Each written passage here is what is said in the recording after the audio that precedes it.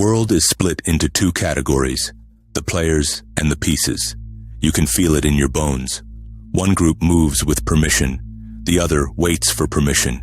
Same room, same air, different gravity. You've walked into rooms where you felt transparent. Your words landed softly, like paper falling on carpet. Meanwhile, certain people didn't speak at all, yet attention snapped to them like a magnet finds iron. You tried effort, you tried kindness, you tried competence, and still you watched doors open for others as if the lock recognized their face. You wondered why talent wasn't enough, why good didn't get rewarded. Here's the truth polite society hides behind smiles. Power is not a moral judge. Power is a market. Markets don't pay for intention. They pay for leverage. They pay for what can move outcomes.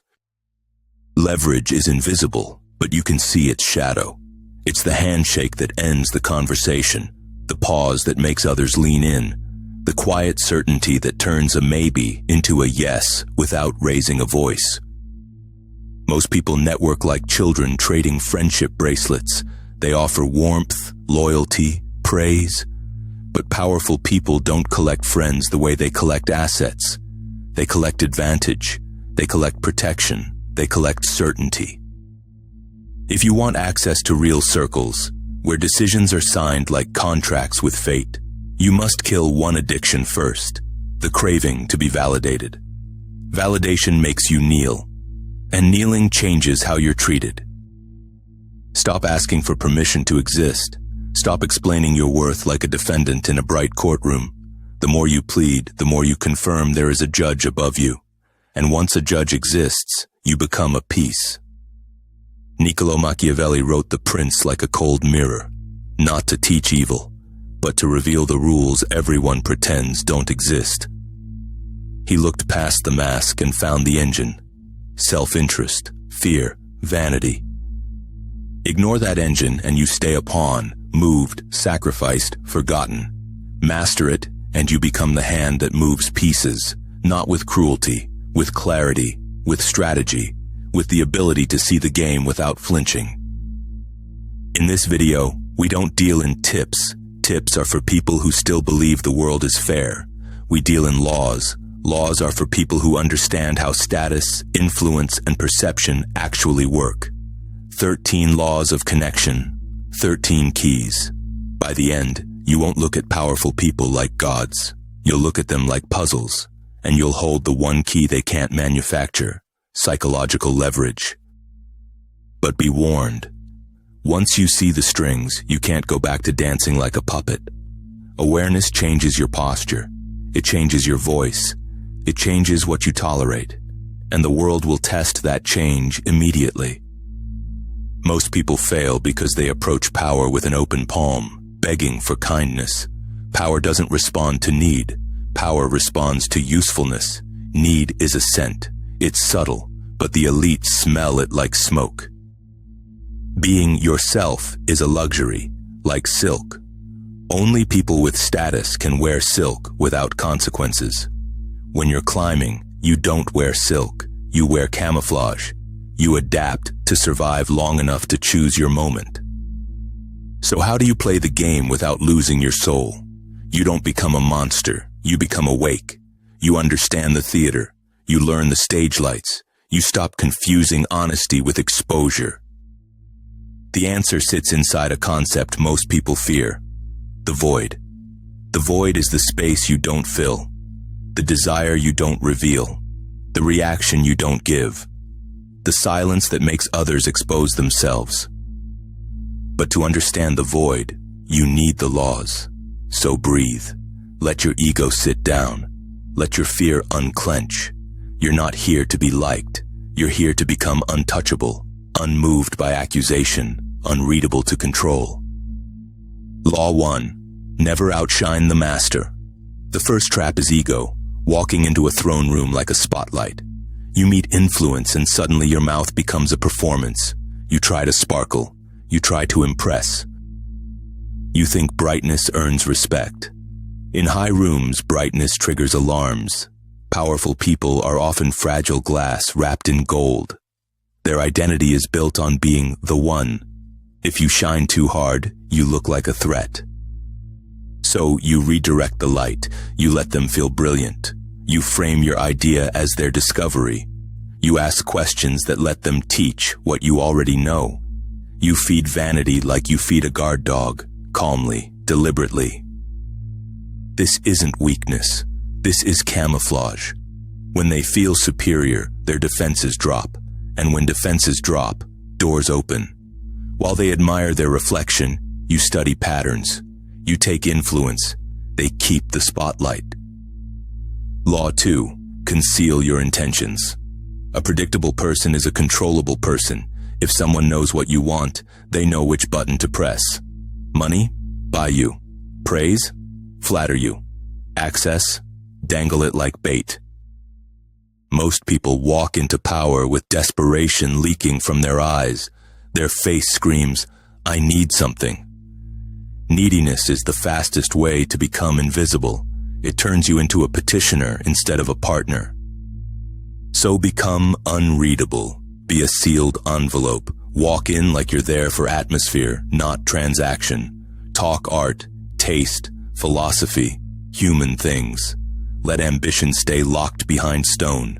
Mystery is a magnet. When they can't decode you, their mind fills the silence with imagination. And imagination is how powerful people get hooked.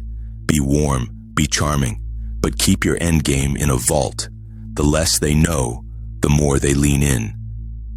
Law 3. Appeal to self-interest, never to mercy. This is where nice people bleed out. They bring a sob story like a petition. They explain deservingness, the powerful nod like judges who already decided. Mercy feels expensive. It creates obligation. Powerful people avoid obligations that don't pay back. So stop begging. Start offering leverage. Don't ask for favors. Offer alliances. Offer relief. Offer outcomes. Find the pain they can't solve. A rival they fear. A system breaking quietly. A project dying in silence. Then position yourself like medicine. Not emotional medicine. Practical medicine. I can remove this problem. I can save you time. Now you're not a beggar. You're an asset. Self-interest is the only language everyone speaks fluently. Speak it cleanly and doors unlock. Not because they love you, because you make their life easier. Law 4. Strategic absence. We live in the age of over-availability. People reply instantly, agree instantly, show up instantly. They think it signals loyalty. It signals low value. Scarcity creates gravity. Common things become cheap. Power respects time because time is the one resource money can't print. So don't give your time away like loose change. Be fully present when you're there, warm, focused, sharp, then vanish with quiet control. Don't answer on the first ring. Don't be available anytime. Have a mission that doesn't orbit them. Your absence becomes a question, and questions create obsession. When you return, your presence feels like a reward, not a right. Strategic absence is not ghosting. It's discipline. It tells the world, I'm not desperate. And desperation is the fastest way to lose leverage. Let them wonder. Let them wait. Let them value you before they consume you. Law 5. Become the mirror. Everyone is secretly in love with their reflection. Even the humble leader. Even the quiet genius. They want to feel seen, on their terms. Most people connect by talking about themselves. That's noise. You connect by reflecting. Match pace, match posture, match vocabulary. If they speak in war metaphors, you speak war.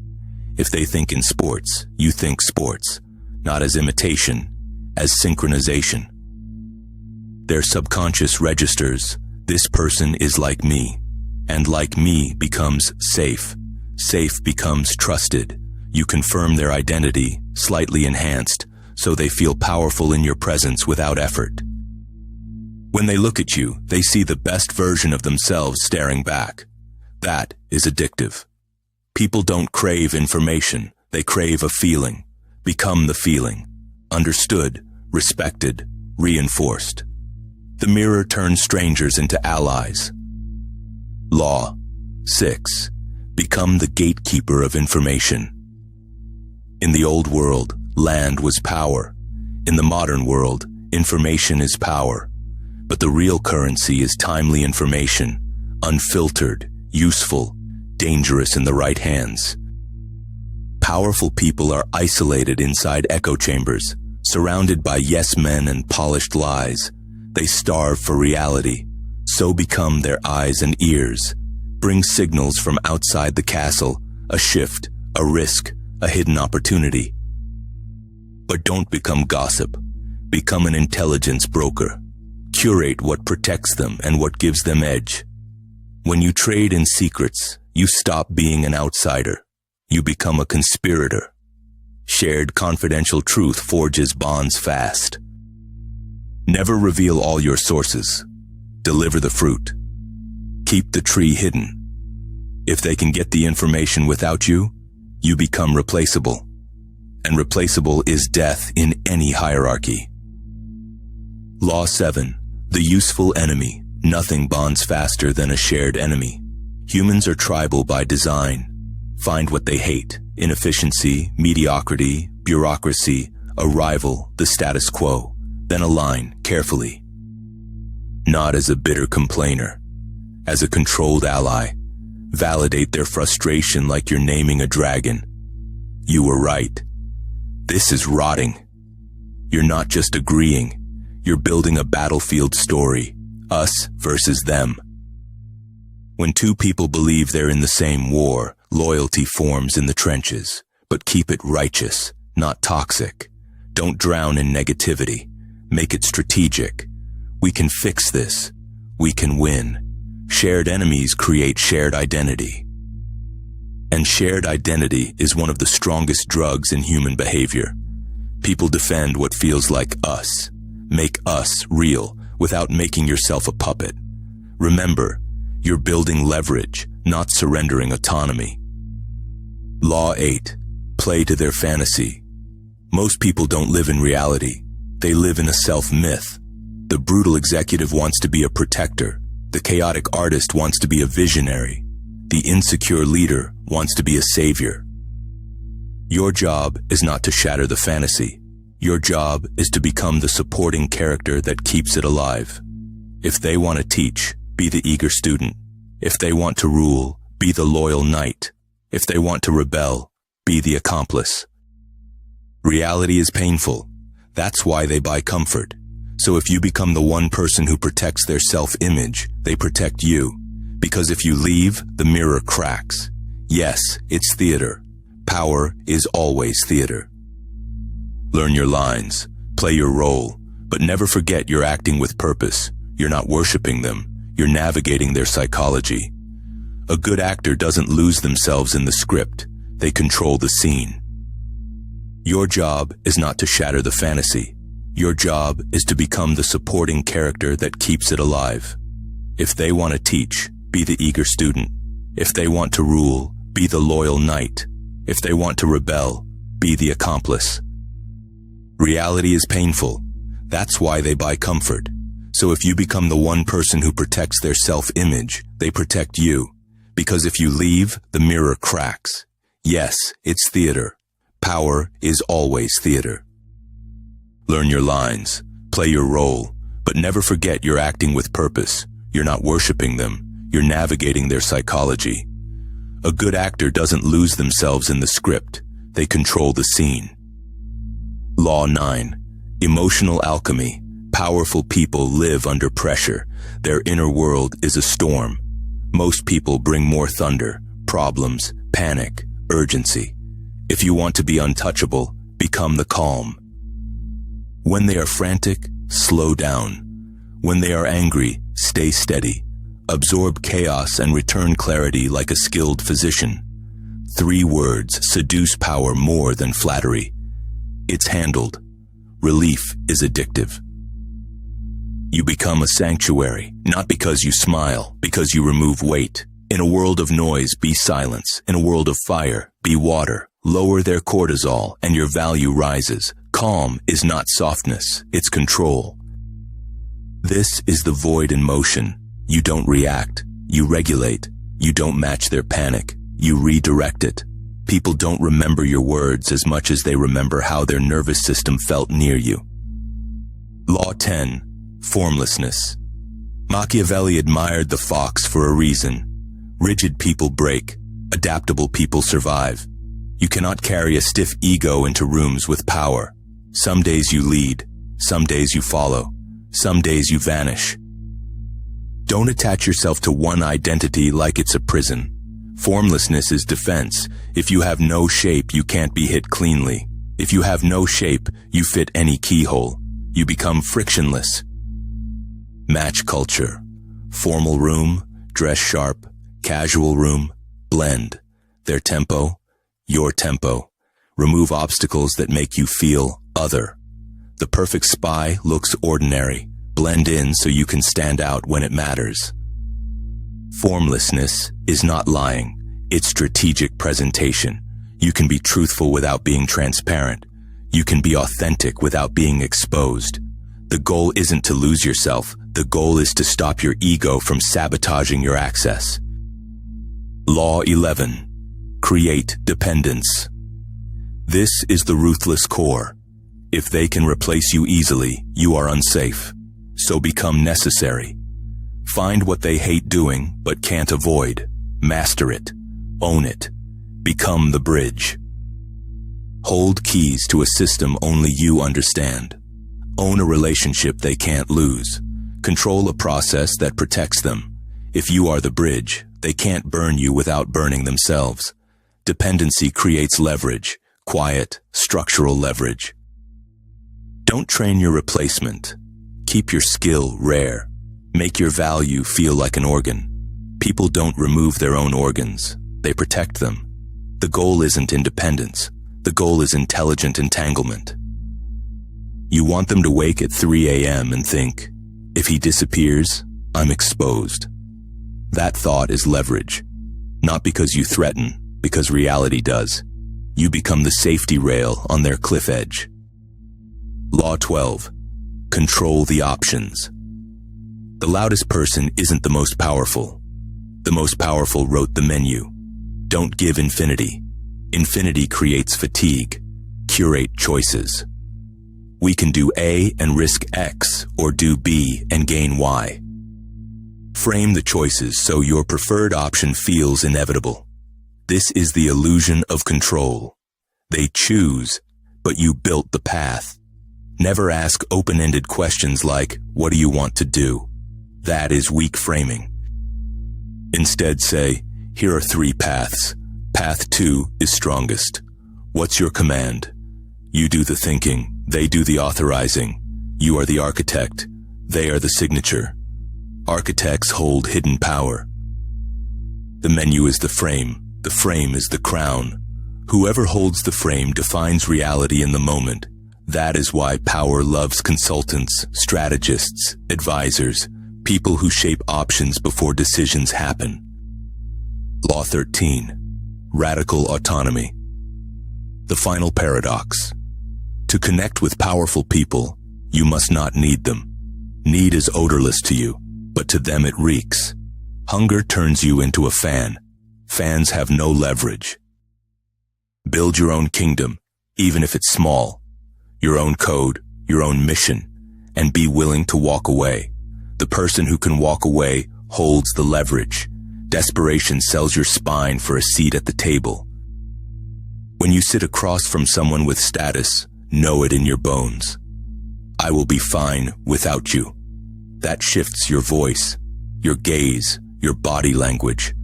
You stop begging with micro movements. You become solid. Solidity is magnetic because powerful people are surrounded by people who bend. When they meet someone who respects them but doesn't worship them, they pay attention. Not because you're louder, because you're unbuyable. Now we return to the void. The void is your refusal to fill space with need. It's your refusal to over-explain. It's your ability to hold silence like a weapon sheathed, present, controlled, threatening without motion. Most people panic inside silence. They rush to prove, to justify, to be understood. They hand over their buttons. They reveal their wounds. They show exactly where to press. The void gives no map. The void turns you into fog. Fog is hard to grab. Fog is hard to corner. Fog makes others question themselves. When you don't react, the attacker loses oxygen. When you don't explain, the judge loses power. The void flips the courtroom. This is why networking fails for most people. They confuse access with affection. They try to be liked. But power is not a romance. Power is alignment of incentives. Power is mutual advantage wrapped in human warmth. So stop treating powerful people as superior beings. They are players who learned rules earlier. They are humans with fears, egos, and blind spots. Your job is to see the blind spot, then become the solution hiding inside it. Look closely. Every powerful person has a pressure point, a rival, a reputation risk, a time shortage, an insecurity, a secret desire. The public mask is clean. The private engine is messy. Engines always leak heat. Your advantage is not brutality. Your advantage is perception. You see what others deny. You speak to the shadow, not the mask. You don't beg for entry. You bring value that makes your presence inevitable. And yes, this sounds cold. It sounds calculating. It sounds manipulative. But look at the world you live in. Do you think companies, governments, and empires were built on hugs and transparency? They were built on incentives, leverage, and human nature. Pretending otherwise doesn't make you moral. It makes you naive. Naivete is not innocence. It's vulnerability. And vulnerability without awareness becomes exploitation. Machiavelli wasn't a demon. He was honest. He stared into the abyss of human behavior and didn't blink. He understood that people say one thing and follow another: status, safety, self-interest. These laws are not chains, they are keys. But keys mean nothing if you don't turn the lock. Turning the lock is discipline. It's practicing restraint when your ego screams. It's holding posture when your fear wants to shrink. This level of mastery is not a destination, it's a daily practice. The world is designed to lull you back to sleep, to make you compliant, to make you a pawn. Sleep is comfortable. Sleep is safe. Sleep is expensive. Because in sleep, you donate your life to other people's frames, their judgments, their moods, their approval. You become a piece moved by invisible hands, and one day you wake up older, still waiting for permission. So you choose, stay innocent and complain from the passenger seat, or grab the wheel. Not with rage, with awareness, with quiet control, with the ability to enter rooms and keep your spine. When you walk into power, don't bring a resume made of words. Bring a presence made of stability. Bring a nervous system that doesn't fidget for approval. Bring eyes that don't flinch at tension. That alone changes the room. And when you speak, speak like a person who belongs. Short, clean, final. Not defensive, not pleading. Words are not your weapon. Frame is your weapon. Frame decides who is judge and who is defendant. If someone tests you with a harmless cut, don't rush to patch it. Hold still. Let the silence sit like weight. Most people can't stand the tension they create. They will backtrack. They will explain. The void makes them defendant.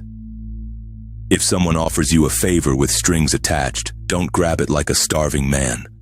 Pause. Ask for terms. Ask for clarity. Scarcity is not just absence, it's standards. Standards signal value. Value attracts power. When you're invited into a circle, don't arrive like a fan. Arrive like a collaborator. Fans applaud. Collaborators contribute. Fans chase. Collaborators choose. The person who chooses holds leverage, even if they have less money. Remember, powerful people don't fear love. They fear risk. Become the person who reduces risk. the person who protects reputation, the person who solves quietly, the person who doesn't leak. Reliability is a rare currency. Also remember, don't confuse secrecy with deceit. Secrecy is boundaries. Boundaries are power. You don't owe everyone your plan. You don't owe everyone your motives. You don't owe everyone your inner weather. The void is your boundary made visible. It says, you can't read me for free. It says, you can't control me with shame. It says, I will not perform desperation for your comfort. That is sovereignty. And sovereignty is what the elite recognize instantly, not because they're noble, because they're trained. They can smell obedience. They can smell hunger. They can smell the person who will accept crumbs and call it a feast. So stop negotiating your dignity. Stop selling your spine for proximity. The inner circle respects one thing above charm: self-possession. The person who owns themselves is harder to manipulate, harder to dismiss, harder to replace. That is the deeper purpose of these laws, not to turn you into a predator, to stop you from being prey, to wake you up, to teach you the language that status speaks when nobody is watching. Because the real game is quiet. It happens in pauses, not speeches, in frames, not facts, in what you don't say, not what you say. The person who controls the frame controls the outcome before the conversation ends. So take the laws, practice them, not like a villain rehearsing lines, like a strategist sharpening tools. The tool is restraint. The tool is timing. The tool is reading the room without begging the room to love you. If you can master the void, you can master connection. You stop chasing power like a child. You start trading with power like an adult. You become useful without being enslaved, present without being predictable. And then something changes. You stop being invisible. You stop waiting. You stop explaining. You become the person who enters a room and makes the air behave, not because you demand it, because your posture requires it. So don't just watch, align, make a contract with yourself. Decide you will no longer be moved like a piece. Decide you will become the hand. Welcome to the inner circle, where silence is strategy and leverage is the language.